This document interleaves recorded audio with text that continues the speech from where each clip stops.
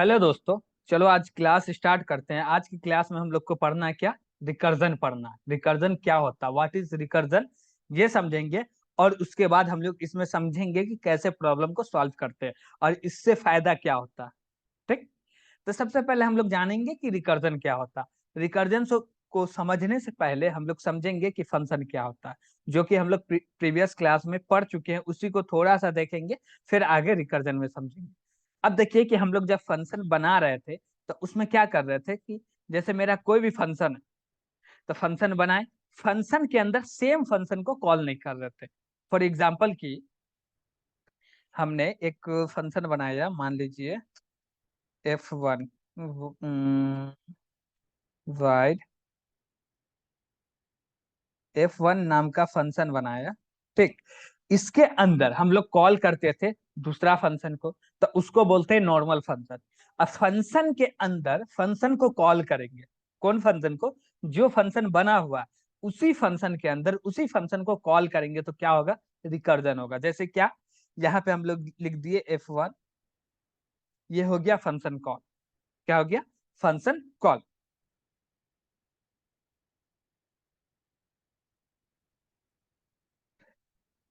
देखो मेरा फंक्शन का नाम क्या है? F1। और F1 फंक्शन के बॉडी में, पैरेंथेसिस में, यानी कि F1 फंक्शन के अंदर कॉल किए F1 फंक्शन को, तो उसको हम लोग बोलते हैं रिकर्जन। क्या बोलते हैं? रिकर्जन। रिकर्जन क्या होता है? फंक्शन के अंदर सेम फंक्शन को कॉल करना रिकर्जन कहलाता है। और इसको हम लोग ऐसे भी बोल सकते हैं, function calling itself is called recursion and switch function is can non us recursive function. यानी कि मेरा जो भी फंक्शन नॉर्मल फंक्शन बनाते वो अच्छे से समझ में आ गया, उसी फंक्शन को हम लोग कॉल कर देंगे सेम फंक्शन के अंदर, यानी कि क्या हो जाएगा? रिकर्जन हो जाएगा। वो कभी नहीं खत्म होगा। तो उसको खत्म करने के लिए कुछ रूल एंड रेगुलेशन होता है एंड करने के लिए। मान लो कि हम एक मेन फंक्शन बनाए नीचे, मान लो वाइड मेन फंक्शन बनाए। इसके अंदर हम लोग कॉल कर दिए क्या? फंक्शन को। फंक्शन में कौन सा फंक्शन कॉल किए? F1 फंक्शन को कॉल कर दिए। एक बार कॉल किए हैं। अब इसमें कुछ प्रिंट करा देते हैं जिससे समझ में आए। प्रिंट करा देते हैं।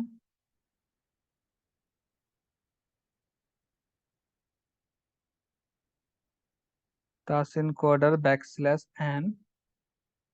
ठीक। इससे पहले हम लोग फंक्शन को डिफाइन करेंगे। यहाँ पे लिख दिए इंक्लूडेड stdio.h। अब यहाँ पे हम लोग फंक्शन को डिफाइन करेंगे, F1 फंक्शन को वाइड F1 पैरेंथेसिस सेमीकोलन। ये हो गया। अब देखो मेन फंक्शन में कॉल कर रहे हैं F1 फंक्शन को, एक बार कॉल कर रहे हैं, ओनली वन टाइम कॉल कर रहे हैं। इससे देखो क्या होगा। इसको रन किए।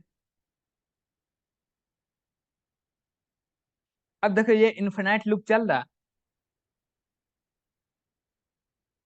ये इन्फिनाइट लूप चल रहा।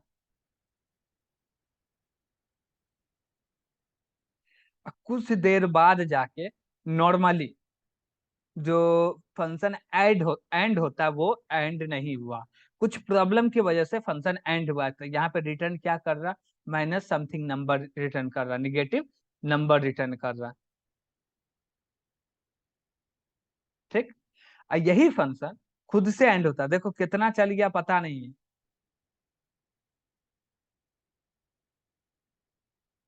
देख रहे हो कितना?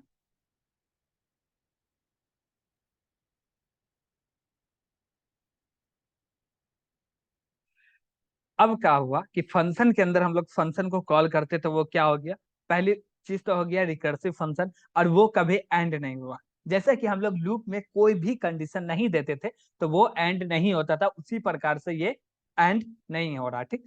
इसको एंड करने के लिए हम लोग को कुछ कंडीशन देने पड़ते हैं, कुछ रूल को फॉलो करना पड़ता है। ठीक।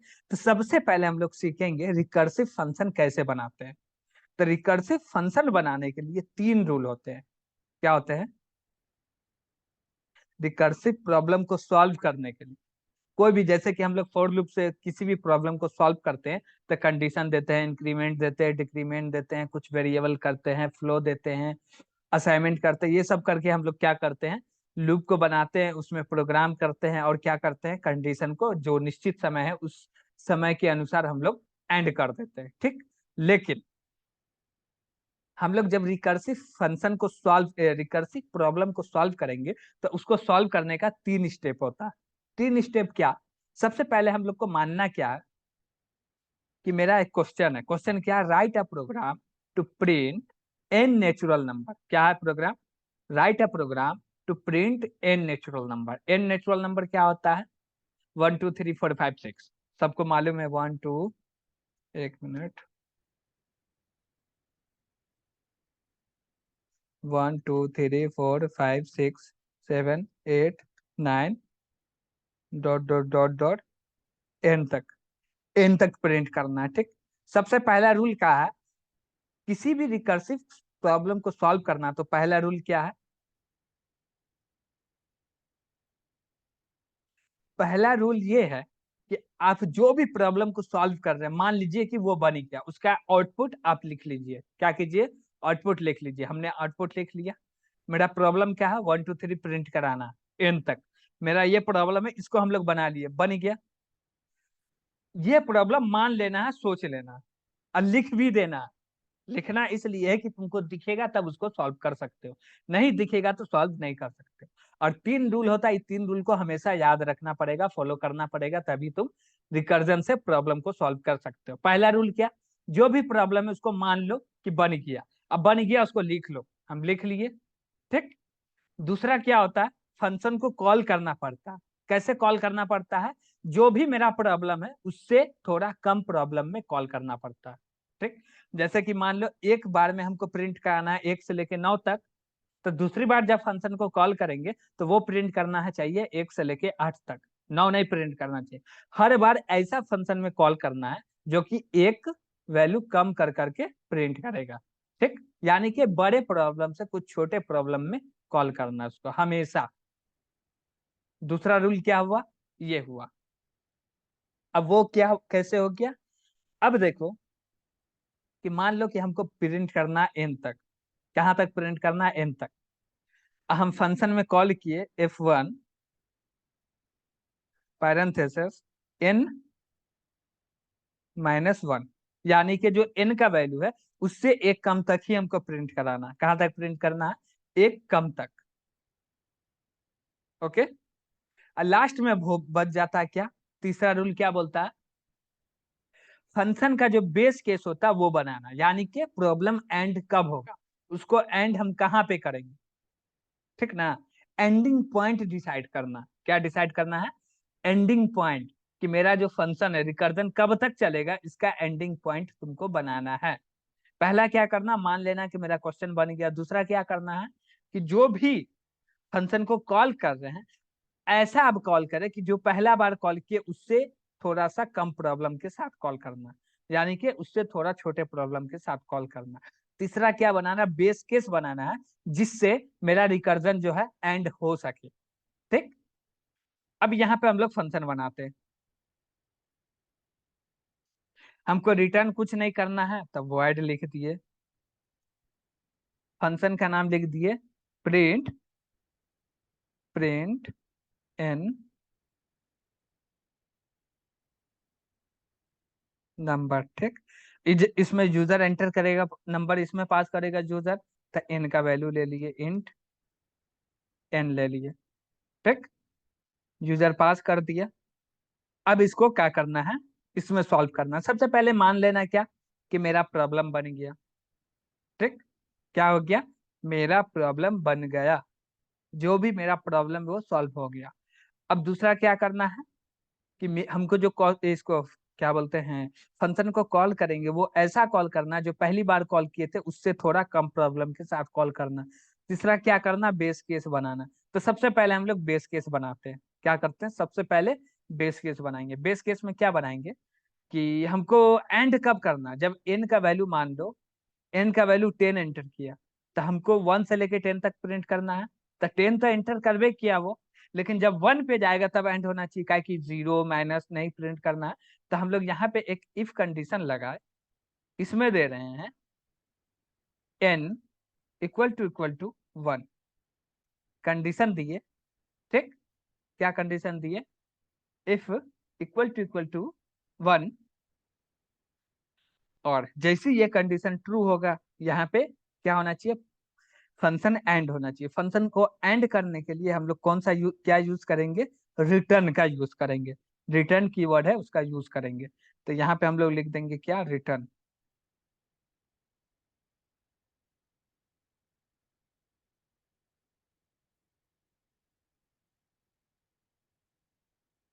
रिटर्न क्या कर देंगे, 0। अब देखो, समझो, हमको रिटर्न कुछ करने नहीं है तो हम रिटर्न 0 क्यों लिखे। ठीक, जब हम पहला दे दिए void, यानी कि रिटर्न कुछ नहीं करना, तो अब हमको क्या करना है कि ये वाला क्वेश्चन जब x n का वैल्यू 1 हो तब कंडीशन फॉल्स हो, ये क्या करे कि लूप क्या बोलते हैं, फंक्शन एंड हो जाए। इसके लिए अब कोई दूसरा कंडीशन सोचना पड़ेगा जिससे कि हमको रिटर्न कीवर्ड का यूज नहीं करना पड़ेगा। अब क्या सोचो, हम लोग लेस देन ग्रेटर देन पढ़े हैं, उसमें सोचो कि जब जब तक n का वैल्यू 1 से बड़ा रहेगा तब तक क्या करेगा, प्रिंट करेगा। और जैसे ही बराबर हुआ n से 1 से छोटा हुआ तब नहीं प्रिंट करेगा, तब तो रिटर्न नहीं करेगा। ठीक, तो ये सोचने का तरीका हुआ, बेस केस कैसे सोचते ये सोचने का तरीका हुआ। ठीक ना, जैसे रिटर्न करने का कहीं पे जरूरत पड़ेगा कहीं पे नहीं पड़ेगा, तो हम यहाँ पे जो करेगा नहीं करेगा दोनों को ले लिए साथ में। तो यहाँ पे हम लोग कंडीशन क्या बनाएंगे, ग्रेटर देन इक्वल टू 1 तक चले। ठीक, अब ये चलेगा तो क्या करना चाहिए, प्रिंट करना चाहिए। क्या करना चाहिए, प्रिंट करना चाहिए। अब हमको ये बताओ, ये कंडीशन चलेगा तो हमको प्रिंट कराना है या फंक्शन को कॉल करना है। तो हमको फंक्शन को कॉल करना पड़ेगा। क्या करना पड़ेगा, फंक्शन को कॉल। तो फंक्शन को कॉल करेंगे, प्रिंट, इसमें क्या पास करेंगे, n-1। क्या पास करेंगे, n-1। हमेशा ये कॉल होते जाएगा। अब लास्ट में हम लोग एक प्रिंटफ लिख दिए, इसमें हम लोग प्रिंट कर दिए %d स्पेस कॉमा n। अभी देखो इसका आंसर समझो क्या होगा। ठीक, अभी आंसर नहीं बताते हैं, पहले समझो कि इससे होगा क्या। इस फंक्शन को हटा देते हैं, यहाँ पे हम लोग कॉल कर देते हैं प्रिंट n का वैल्यू 10 डाल के। ठीक, अब 1 से लेके हमको 10 तक प्रिंट करना चाहिए। हम लोग ऐसा प्रोग्राम लिखे हैं जिससे 1 से लेके 10 तक प्रिंट करना चाहिए। अब देखो क्या हो रहा,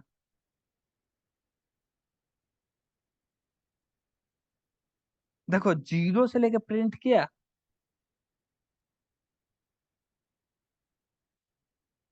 जीरो से क्यों किया, अब देखो हम तो 1 से प्रिंट करा रहे थे, 0 से क्यों किया। जब देखो ये वाला कंडीशन जब n का वैल्यू 1 रहेगा तब तक कंडीशन ट्रू रहेगा, ट्रू रहेगा ना। तब 1 पे हम लोग क्या पास कर रहे हैं, n का वैल्यू 1, 1 में से -1 करेंगे तो 0 आएगा, तो 0 तो प्रिंट करेगा ना। तो यहाँ पे हम लोग क्या कर सकते हैं, लेस देन को हटा, इक्वल टू को हटा दिए, हो गया। अब देखो मेरा आंसर आ रहा, अब 1 से लेके 10 तक आंसर आ रहा, सही है, प्रिंट हो रहा है। ठीक, अब समझो, देखो रिकर्जन में काम एक चीज कराना पड़ता है, क्या काम कराना पड़ता है। तुम मान लो कि ये तेरा तुम्हारा प्रॉब्लम 1 से लेके 10 तक प्रिंट कराना है ना, तो रिकर्जन क्या करेगा, तुम्हारा 1 से लेके 9 तक प्रिंट कर देगा, तुमको खाली 10 प्रिंट कराना है। क्या प्रिंट कराना है, 10 प्रिंट कराना। अब बोलोगे कैसे, अब वो समझो कैसे।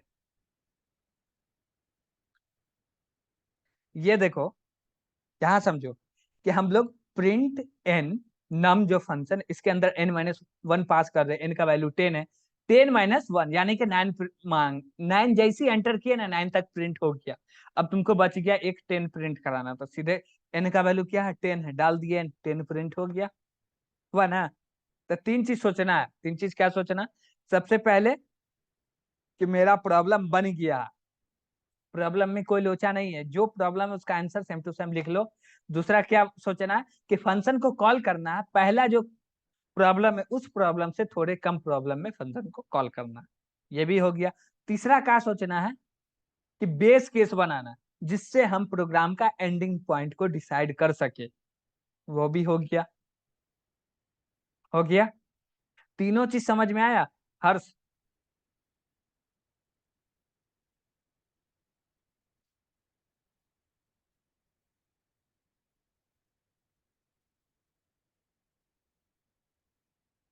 हर्ष, जी सर। सर वो थर्ड वाला पॉइंट नहीं समझ में आता सर, आपने क्या बोला? थर्ड थर्ड वाला पॉइंट ये बोले कि देखो ये है थर्ड वाला पॉइंट, लाइन नंबर 6 दिख रहा है तुमको। Yes sir. हम लोग एक कंडीशन बनाए, कंडीशन क्या बनाए कि ये फंक्शन कब तक कॉल होगा, जब तक कि n का वैल्यू 1 से मतलब 1 से 1 न रहे। 1 तक नहीं कॉल करेगा, 2 तक करेगा, यानी कि 1 से 12 तक। ठीक, फंक्शन कब तक कॉल कर रहे हैं, जब तक n का वैल्यू 1 से बड़ा हो तब तक कॉल कर रहे हैं, जैसे 1 के बराबर आया फंक्शन को कॉल नहीं कर रहे हैं। यही मेरा कंडीशन हुआ, इसी को बोलते हैं एंडिंग पॉइंट। क्या बोलते हैं? Ending point. इसका यूज एंडिंग हमेशा पॉइंट। होगा, तुम जितना भी रिकर्जन फंक्शन यूज कर, रिकर्सिव प्रॉब्लम को सॉल्व करने में तुम प्रोग्राम लिखोगे, वहां तुमको बेस केस बनाना जरूरी है, जिसको हम लोग बोलते हैं फंक्शन का टर्मिनेट, एंडिंग पॉइंट, कि हम लोग कब एंड करेंगे इसको, वो पॉइंट तुमको डिसाइड करना पड़ेगा। जो कि हम किए तब हो रहा, इसको डिसाइड नहीं करेंगे ना तो ये इन्फिनाइट टाइप लूप चल जाएगा। अब जैसे देखो, इसको मान लो हम क्या कर दिए, कमेंट कर दिए। अब देखो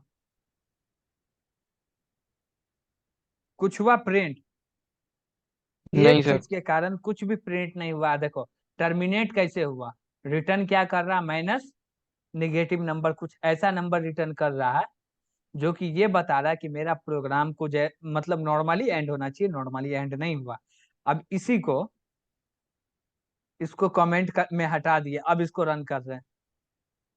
देखो कितना काम का चीज है फंक्शन, उसके वजह से तुम्हारा पूरा आंसर डिपेंड करता है, समझे।